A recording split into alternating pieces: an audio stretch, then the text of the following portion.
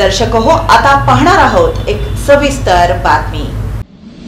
पुण्यातील श्रीमंत दगडूशेठ हलवाई सार्वजनिक गणपती ट्रस्ट सुवर्णयुग तरुण मंडळ यांच्या वतीनं 133व्या वर्षाच्या गणेशोत्सवानिमित्त केरळमधील श्री पद्मनाभ स्वामी मंदिराची प्रतिकृती साकारण्यात येणार आहे। या सजावटीच्या तयारी प्रारंभी वासापूजन कार्यक्रमाचं आयोजन करण्यात आलं होतं। या वासापूजनानं सजावटीचा श्री गणेशा झाला।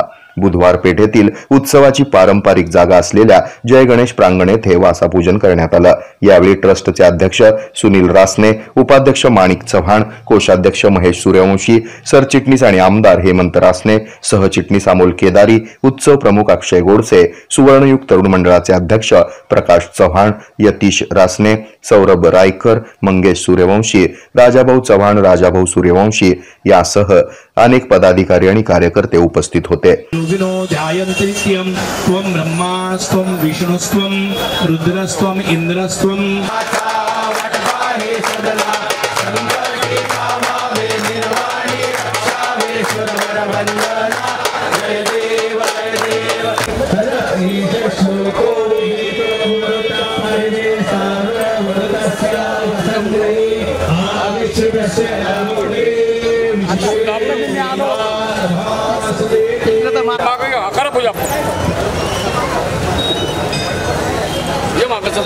भारतातील केरळ राज्याची राजधानी असलेल्या तिरुअनंतपुरम येथे भगवान विष्णूंना समर्पित असं एक हिंदू मंदिर म्हणजे श्री पद्मनाभ स्वामी मंदिर।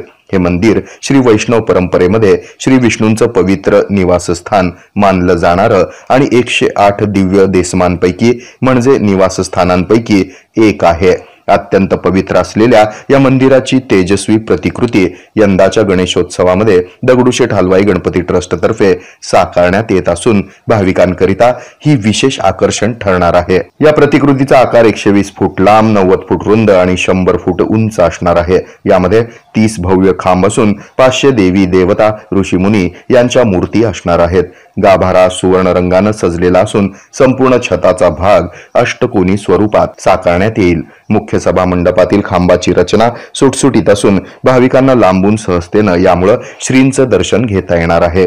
श्रीमंत दगडूशेठ हलवाई गणपती ट्रस्टचा यंदाचा गणेशोत्सवाचा मंडपाचा शुभारंभ वासापूजन आज विधिवत या ठिकाणी संपन्न झालेला आहे।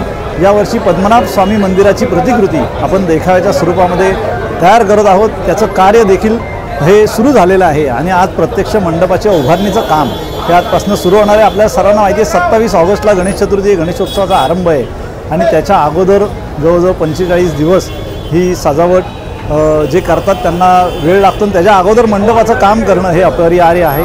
या ठिकाणी वाहतुकीचा कुठलाही खोळंबा न होता आणि विसर्जन मिरवणूक देखील मंडप तसाच राहून कशी जाईल याचं नियोजन यावर्षी अतिशय चोख पद्धतीने श्रीमंत दगडूशेठ हलवाई गणपती ट्रस्टच्या वतीने करण्यात आलेलं आहे। आपल्या सर्वांना आगामी येणाऱ्या गणेशोत्सवाच्या हार्दिक शुभेच्छा। या बातमीचं संकलन केलंय आमचे प्रतिनिधी संजय कुलकर्णी यांनी। हे आहे मेट्रोकास्ट केबल नेटवर्क आणि आपण पाहत आहात द न्यूज प्लस बरच काही।